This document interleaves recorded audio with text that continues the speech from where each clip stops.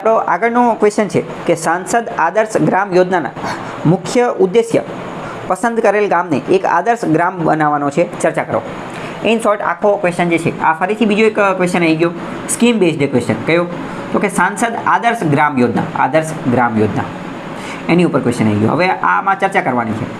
કોઈ પણ ક્વેશ્ચનની અંદર જ્યારે ચર્ચા કરવા આપેલું હોય તો એના વધુ અને વધુ એસ્પેક્ટ જે છે એ ખોલવાના, એમાં કેટલા ફોલ્ડર બની શકે ને એ તમારે વિચારવાનું કે આમાં કેટલા ફોલ્ડર બને, કારણ કે તમે પ્રેક્ટિકલ વિચારો.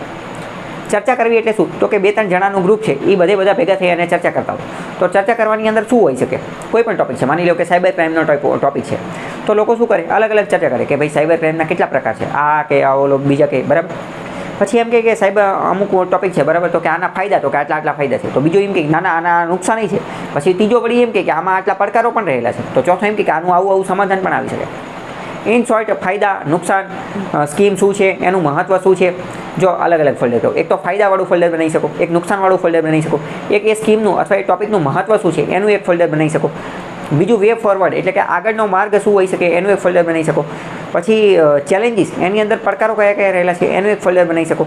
પછી સરકારની પહેલ, સરકારે આ ફિલ્ડની અંદર, આ ક્ષેત્રની અંદર શું કરેલું છે તો એનું એક ફોલ્ડર બનાવી શકો. ઇન શોર્ટ ડિસ્કશન, ચર્ચા કરવાનું ગમે ત્યારે કીધેલું હોય તો આટલા ફોલ્ડર જે છે એ બનાવી શકો. આઈબીસીની અંદર પહેલાં તમારે આનું ઇન્ટ્રોડક્શન લખવું પડે. તો કે ઇન્ટ્રોડક્શનની અંદર આદર્શ ગ્રામ યોજના વિશે માહિતી આપવી પડે. તો આદર્શ ગ્રામ યોજના, આનું ઇંગ્લિશ કરીએ તો શું થાય? તો કે મોડેલ વિલેજ. એ જ એવું થાય કે ભાઈ આદર્શરૂપ ગામ બનાવવાનું છે. મોડેલ, એક રીતે એવું મોડેલ હોવું જોઈએ કે જે બીજા લોકો માટે પણ, અન્ય ગામ માટે પણ પ્રેરણારૂપ બને. તો આની અંદર તમે એવું લખી શકો કે ભાઈ આ સાંસદ આદર્શ ગ્રામ યોજના જે છે એ જે તે સમયે ચલાવવામાં આવેલી હતી અને હજી સુધી જે છે ચાલુ છે. આના અંતર્ગત એવું નક્કી કરવામાં આવેલું હતું કે દરેક સાંસદ જે છે એ પોતાની જે કોન્સ્ટિટ્યુઅન્સી, પોતાનું જે મતદાર ક્ષેત્ર એની અંદર એક ગામ જે છે, એને દત્તક લેશે અને એ દત્તક લઈ અને એનો વિકાસ કરશે. કેવો વિકાસ કરશે? ખતરનાક લેવલનો વિકાસ કરશે. ત્યાં માળખાગત, પાયાગત સુવિધાઓને એવું બધું લઈ દેશે અને ગામનો એટલો વિકાસ કરી નાખશે કે એને આદર્શ ગ્રામ બનાવી દેશે, એને મોડેલ ગામ બનાવી દેશે અને એ ગામને મોડેલ ઉપર રાખી અને બીજા ગામ જે છે એ પણ એ જ પ્રકારનો વિકાસ કરવાની કોશિશ કરશે. આ આખો ઉદ્દેશ્ય હતો, આ આખો કોન્સેપ્ટ હતો. તો આમાં 2-3 શબ્દ તો આવવા જોઈએ તમારે, કે એક તો દત્તક લેવાનું કામ અને આદર્શ ગામની અંદર માળખાગત પાયાની સુવિધા લાવવાનું કામ અને મતદાર ક્ષેત્રની અંદર આ કામ જે છે એ કરવામાં આવશે. જે તે સમયથી ઘણા લાંબા ટાઈમથી સાંસદ આદર્શ ગ્રામ યોજના જે છે એ ચાલુ છે, બરાબર. હવે તમારે બીજું લખવાનું કે આનેથી ફાયદા કયા થાય? તો આનેથી ફાયદો પહેલાં તો એ થશે કે રૂરલ ડેવલપમેન્ટ, ગામનો જે છે એ વિકાસ થશે. બીજું રૂરલ એમ્પાવરમેન્ટ, ગામડું જે છે એનું શું થશે? એનું સશક્તિકરણ થશે. ત્રીજી વસ્તુ મોસ્ટ આઈએમપી કે જે આ આખી યોજનાનું હાર્દ છે, શું કે ગામની અંદર પાયાની સુવિધા, માળખાગત સુવિધા જે છે એ મળશે. પાયાની સુવિધા અને માળખાગત સુવિધા એટલે કે તો કે ગામની અંદર સ્કૂલનું એનું નિર્માણ થશે, બરાબર. હેલ્થ ફેસિલિટીનું નિર્માણ થશે. હેલ્થ ફેસિલિટીની અંદર વાત કરીએ તો sub health centre, community health centre. પછી આજે આયુષ્યમાન ભારતનું નામ બદલી અને અત્યારે આયુષ્યમાન આરોગ્ય મંદિરમ, હેલ્થ એન્ડ વેલનેસ સેન્ટર, જૂનું નામ હતું HWC, health and wellness centre, એનું હવે આયુષ્યમાન આરોગ્ય મંદિરમ.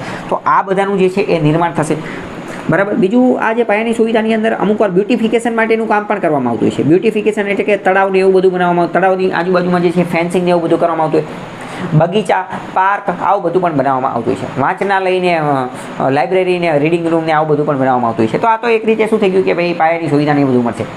પછી ડેડિકેટેડ આપણે લખી શકાય કે બાળકોને જે છે સારું શિક્ષણ એ બધું મળી જશે. બીજું મોસ્ટ અમુક બહુ મોટા ગામ હોય તો એમાં હાયર એજ્યુકેશન માટે પણ જોગવાઈ કરેલી હોય છે અને કોલેજ બનાવવા માટે ને એ બધા માટેનું કામ પણ કરેલું હોય છે, બરાબર. ચોથા નંબરની વસ્તુ આની અંદર તમે કહી શકો, આને જો બીજું મોસ્ટ ટાઈમની વસ્તુ તમારે કઈ રીતે વિચારવાનું કે એક તો આદર્શ ગ્રામ બનાવવાનું છે, બરાબર. આદર્શ ગ્રામ બનાવવાનું છે. તો આદર્શ ગ્રામ કઈ રીતે બની શકે? માની લો કે તમને ખબર નથી, તમે આ યોજના વાંચી જ નથી, પણ તમારે ટોપિક વાંચવાનો કે આદર્શ ગ્રામ બનાવવાનું છે. તો કે આદર્શ ગ્રામ કઈ રીતે બની શકે? કોઈ પણ ગામને આદર્શ આપણે કઈ રીતે કહેવી? કોઈ પણ ગામ છે, બરાબર, તમને ગમે ગામમાં નાખી દીધા, તો એને આદર્શ તમે કઈ રીતે નક્કી કરો? કયું ગામ અમીર છે, કયું ગામ ગમીર છે, અમીર છે કે ગરીબ છે કે સારું છે કે ખરાબ છે કે આદર્શ છે, નક્કી કેમ કરો? એ સુવિધા સારી હોવી જોઈએ ને. તો કઈ સુવિધા એના આધારે તમે નક્કી કરી શકો, બરાબર. બીજું ગામની અંદર જે છે એ શિક્ષણને એ બધું આપવામાં આવશે. બીજું હવે આનો બીજો ફાયદો શું થશે? તો કે રોજગારીની તકોનું નિર્માણ થશે. આના કારણે રોજગારીની તકો જે છે એનું નિર્માણ થશે. આ એક ફોલ્ડર બનાવી શકો. 5મા નંબરનું કે જે શહેર પ્રત્યેનો જે મોહ છે એ પણ થોડો ઓછો થશે અને શહેરની અંદર જે માઇગ્રેશન થાય છે એની અંદર પણ ઘટાડો થશે. કેમ? કારણ કે બધી માળખાગત અને પાયાની સુવિધા ગામમાં જ મળી જાય તો પછી શહેરમાં જવાની શું જરૂર? અહીંયા જ બધી સુવિધા જે છે એ મળી જશે. બીજી વસ્તુ, ગામની અંદર ઇન્વેસ્ટમેન્ટ રોકાણને પ્રોત્સાહન મળશે. કેમ? કારણ કે ઉદ્યોગ ધંધાને એ બધું ચાલુ કરવું છે તો આ બધી સુવિધા અહીંયા જ મળી જશે તો આ કામ થઈ જશે. 24 કલાક વીજળી મળતી થઈ જાય, પાણીને એ બધું મળતું થઈ જાય, બરાબર. ઇકોસિસ્ટમને એ સારી એવી મળી જાય તો પછી અહીંયા જ જે છે એ વિકાસ થશે. તો આ બધા અલગ અલગ ફોલ્ડર મેં તમને કીધા એ બધા તમે જે છે એ લખી શકો. બીજું મોસ્ટ ટાઈમ કે રૂરલ ઇકોનોમી જે છે એને બૂસ્ટ કરશે. આ પોઈન્ટ વારંવાર જ્યાં મજા આવે ત્યાં ઠપકારી દેવાનું કે રૂરલ ઇકોનોમીને બૂસ્ટ કરશે, બરાબર. રૂરલ ઇકોનોમીને બૂસ્ટ કરશે. આદર્શ ગ્રામ યોજના હોય કે ગમે યોજના હોય, અથવા તો માની લો કે એગ્રીકલ્ચર, કૃષિ સંબંધિત કોઈ પણ યોજના હોય, એનિમલ હસબન્ડરી, ડેરી સંબંધિત કોઈ પણ યોજના હોય, તો રૂરલ ઇકોનોમીને તો બૂસ્ટ કરશે જ. Rural ecosystem, forward linkages, backward linkages, એની સાથે જોડાયેલા જે બીજી તમામ ક્રિયાઓ જે છે એ બધાને જે છે એ મજબૂત બનાવશે. બીજું, આદર્શ ગ્રામ યોજના જે છે એ એગ્રીકલ્ચરની અંદર પણ મજબૂતી પ્રદાન કરશે. એગ્રીકલ્ચર પ્રોડક્ટિવિટી અને એગ્રીકલ્ચરને મજબૂત કરશે. તમને એવું લાગે એ કઈ રીતે? કારણ કે જે કૃષિ જે છે તો કૃષિના માલ સામાનને પરિવહન માટેની બધા માટે સારા રોડને એ બધું પૂરું પાડશે, બરાબર. કોલ્ડ સ્ટોરેજને એ બધું બનાવવાની પણ, કારણ કે આદર્શ ગ્રામ એટલે શું? એમાં એ બધી લોજિસ્ટિક પરિવહન માટેની સુવિધા, સ્ટોરેજ હાઉસીસ છે એટલે કે ગોડાઉનની એ બધાની અનાજ સંગ્રહ માટેની જે ગોડાઉનો એ બધું બનાવવાનું એ બધું કામ પણ કરશે. બીજું, આના કારણે સસ્ટેનેબલ ડેવલપમેન્ટ પણ થઈ શકે છે તો એક સસ્ટેનેબલ ડેવલપમેન્ટવાળો પોઈન્ટ પણ લખી શકો છો. તો ઇન શોર્ટ, આદર્શ ગ્રામ યોજનામાં તમારે શું કરવાનું કે મોડેલ પહેલાં ઇન્ટ્રોડક્શન મેં તમને કહી દીધું. પછી શું કીધું કે અલગ અલગ ફોલ્ડર બનાવવાના. અલગ ફોલ્ડર કઈ રીતે બનાવવાના? પહેલું તો કે પાયાની સુવિધાઓ, માળખાગત સુવિધાઓ પૂરી પાડવામાં છે, પહેલી વસ્તુ. બીજી વસ્તુ, આના કારણે શું થશે તો કે રૂરલ ડેવલપમેન્ટ, ગામનો વિકાસ થશે. ત્રીજું, આના કારણે રૂરલ એમ્પાવરમેન્ટ થશે. ચોથું, રોજગારીનું નિર્માણ થશે. રૂરલ ઇકોનોમી જે છે એને બૂસ્ટ કરશે.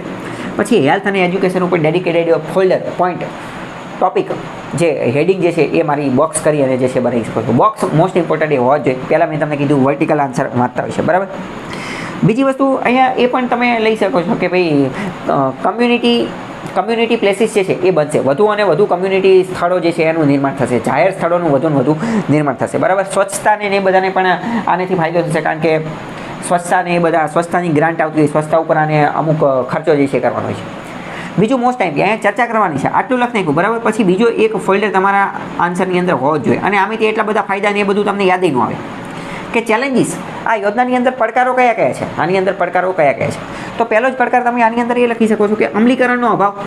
જોઈ એવો હરખું અમલીકરણ થતું નથી. સાંસદ આદર્શ ગ્રામ યોજનાની અંદર અમલીકરણમાં કેવું હોય કે દરેક એમપીને પૈસા દઈ દીધેલા હોય, બરાબર.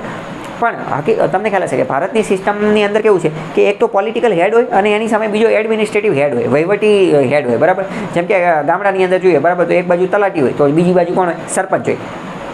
તાલુકા પંચાયતમાં જોઈએ તો એક બાજુ ટીડીઓ હોય, તાલુકા વિકાસ અધિકારી, અને બીજી બાજુ કોણ હોય તો કે પ્રમુખ હોય. ડીડીઓની અંદર દરેક જગ્યાએ કોઈ પણ આપણે છેક ઉપરના લેવલે જઈએ, કોઈ પણ મિનિસ્ટર હોય, મિનિસ્ટર તો એનો મેઇન કોણ હોય તો કે મિનિસ્ટર હોય, મંત્રી હોય, અને એની સામે કોણ હોય તો કે સેક્રેટરી, એનો જે મેઇન સચિવ હોય એ, બરાબર. એટલે કે એક રાજનીતિવાળો વ્યક્તિ હોય અને એક વહીવટીવાળો વ્યક્તિ હોય. તો એ બેની વચ્ચે સમન્વય હોવો જોઈએ ને. એ બેની વચ્ચે જો ડખા હાલતા હોય તો એ બહુ મોટો પડકાર. અને આ આદર્શ ગ્રામ યોજનાની અંદર એ જ જોવા મળે છે. કેમ? કારણ કે જે એમપી એમએલએ જે સાંસદ જે હોય, સાંસદ, બરાબર, જે minister MP member of parliament, એ એમ કે આપણે આ સાઇટ ઉપર કામ કરીએ, બરાબર, આ સાઇટ આ બનાવીએ. એ પોતાનો રાજનીતિક લાભ જે છે જોતો હોય. જ્યારે ઓલો એમ કે ના અહીંયાથી એટલો ફાયદો નહીં થાય ઓલો. તો ઇન શોર્ટ આ એક મતલબ કે પસંદગી, સાઇટની પસંદગી, ગામની પસંદગી કરવાની અંદર જે છે બાયસનેસ જોવા મળે છે. તો આ પહેલો પ્રકાર થઈ ગયો. બીજો પ્રકાર, ગામની અંદર જાતિવાદ જોવા મળતો હોય છે, બરાબર. ગામની અંદર જાતિવાદ જોવા મળતો હોય છે. ત્રીજી વસ્તુ કે ગામની અંદર જે છે અંદરના ડખા જોવા મળતા હોય છે. ઘણી બધી વાર અંદરના ડખાના કારણે જે છે એ આવા પ્રોગ્રામ, આવી યોજના જે છે એ કડે ચડી જાય છે અને હરખું અમલીકરણ થઈ શકતું નથી. ક્યાંક કંઈક વસ્તુ બનાવતા હોય, રોડ કે ઓલું પેલું, તો બીજા આવીને વિરોધ કરવા માંડે અને એ પ્રોજેક્ટને વચ્ચે જ અટકાઈ જાય, બરાબર. તો આવી સમસ્યાઓ જે છે એ પણ થતી હોય છે. બીજું મોસ્ટ ટાઈમ વસ્તુ કરપ્શન, બધાની અંદર લખી જ નાખવાનું કરપ્શન. રેડ ટેપિઝમ જોવા મળતું હોય છે. ગ્રાન્ટ જે છે વચ્ચે ખવાઈ જતી હોય છે. કોન્ટ્રાક્ટર સિસ્ટમ, જે ટકાવારી સિસ્ટમ, બીજા અલગ અલગ પૈસાની બધું જે છે લઈ જતા હોય છે. તો એ આની અંદર જે છે એ તમે લખી શકો છો. બીજી વસ્તુ મોસ્ટ ઇમ્પોર્ટન્ટ કે અમલીકરણ જે છે, એની અંદર જે છે એ ધાંધલી અથવા એની અંદર જે છે એ ખામી જોવા મળે છે. તો આવા પોઈન્ટ જે છે એ તમે લખી શકો છો સાંસદ આદર્શ ગ્રામ જે છે એની અંદર. બીજું, જે સંસાધનોની ફાળવણી જે છે એ અમુક વાર અસમાન રીતે થતી હોય છે. સંસાધનોની ફાળવણી અને મેક્સિમમ યુટિલાઇઝેશન ઓફ રિસોર્સિસ. સંસાધનોનો મહત્તમ ઉપયોગ થતો હોતો નથી. જ્યાં 5 રૂપિયા વાપરવાનો એ 25 રૂપિયા વાપરતા હોય. એટલે કે સંસાધનોની જેટલી જરૂરિયાત હોય એની કરતાં વધુ સંસાધનો વાપરવામાં આવે છે. બીજું મોસ્ટ ટાઈમની વસ્તુ, આમાં ગામ જે છે, હવે બધા ગામનો તો કંઈ વિકાસ થવાનો નથી. સાંસદ જે છે એ પોતાના મતદાર ક્ષેત્રની અંદર ઘણા બધા ગામ હોય, એમાંના અમુક ગામ જ પસંદ કરશે. તો ગામની પસંદગી એ પણ એક રહેલો છે. બીજું બિહેવિયર ચેન્જ, ગામના લોકોની માનસિકતા બદલવાની જરૂર છે, એમની વર્તનને એ બધું પણ બદલવું પડશે. અને બ્યુરોક્રેટિક હર્ડલ પણ આની અંદર આવતા હોય છે, એડમિનિસ્ટ્રેટિવ હર્ડલ પણ આની અંદર અમુક વાર આવતા હોય છે. તો આ બધા એના શું થઈ ગયા. બીજું મોસ્ટ આઈપી. ચાલો બીજી એક વાત કહીએ કે આની અંદર જે અલગ અલગ ડિપાર્ટમેન્ટ હોય ને, અલગ અલગ ડિપાર્ટમેન્ટ, તો એની વચ્ચે પણ કોઓપરેશન ને એ બધું હોવું જોઈએ. અલગ અલગ ડિપાર્ટમેન્ટની વચ્ચે પણ કોઓપરેશન હોવું જોઈએ. ફોર એક્ઝામ્પલ સમજો કે શાળા બનાવવાની છે અથવા તો હોસ્પિટલ દવાખાનું બનાવવાનું છે, તો શાળા બનાવવાની છે તો એજ્યુકેશન ડિપાર્ટમેન્ટ, પછી બાંધકામ શાખા, તો એ બધાની વચ્ચે પણ સમન્વય હોવું જોઈએ. બીજું માની લો કે જે જગ્યાએ શાળા બનાવવાની છે તો એ જે જમીન જે છે એ જમીન લેન્ડ એક્વાઇઝેશન કરવું પડશે, એટલે કે એનું જે રેવન્યુ મહેસૂલી બાબત જે છે એ ડિપાર્ટમેન્ટ એની પાસેથી બધા કાગળિયા પરમિશન એ બધું કઢાવવું. એની એ જ્યારે પરમિશન આપશે, જમીન આપશે, ત્યારે તો આ બધું થશે. તો મતલબ કે એક તો રેવન્યુ ડિપાર્ટમેન્ટ, એજ્યુકેશનનો ખુદનો ડિપાર્ટમેન્ટ, આ જે રોડ્સ એન્ડ બિલ્ડિંગ જેણે આ કડિયા કામ મતલબ કે આ સ્થળ ઉપર જે કામગીરી કરાવવાની છે, તો આ બધાની વચ્ચે પણ સમન્વય હોવું જોઈએ. અમુક વાર અમુક બીજા આડા હાલતા હોય કે ના ના અમે તો પરમિશન નહીં આપીને, તો એ પણ જે છે જોવાનું છે. પછી આ બધાની અંદર તમે વે ફોરવર્ડ આપી શકો કે આ બધાની અંદર શું કરી શકાય. તો એક ખાસ વસ્તુ મેં તમને કીધેલી છે કે પહેલાં તો CBT, capacity building and training, આ કામ કરી શકાય.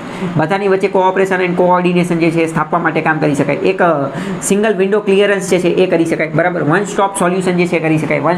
એક જ જગ્યાએ બધું આ કામ કરી શકાય. ટ્રાન્સપરન્સી વધારવા માટેની પહેલ જે છે કરી શકાય. ટ્રાન્સપરન્સી વધી શકે એની માટેની પહેલ કરી શકાય. લોકો જાતે જ ઓનલાઈન બધી વસ્તુ એકસાથે ચેક કરી શકે, એ બધું કામ જે છે એ કરી શકે. તો આવી અલગ અલગ વે ફોરવર્ડ પણ આપી શકો છો. અને લાસ્ટમાં કન્ક્લુઝન આપી શકો.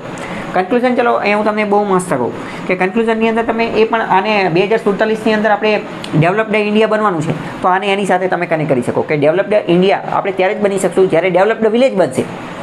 વિકસિત ભારત ક્યારે બનશે? જ્યારે વિકસિત ગામડા બનશે ત્યારે જ બની શકશે. અને એની માટે આદર્શ ગ્રામ યોજના. તો જ્યારે તમે આવું કન્ક્લુઝન આપો ને તો એક ઓફિસર જેવું કન્ક્લુઝન લાગે અને એક લોંગ ટર્મ વિઝન, તમે લાંબા ગાળાની અંદર આગળના વર્ષોની અંદર તમારું વિઝન કેટલું લાંબુ છે, તમે ગામને કઈ જગ્યાએ લઈ જવા માંગો છો, એ તમારું વિઝન જે છે એ એમાં પ્રતિબિંબિત જે છે એ થતું હોય છે. તો એક એ ડેવલપ્ડ ઇન્ડિયાવાળું જે છે એ તમે લખી શકો છો.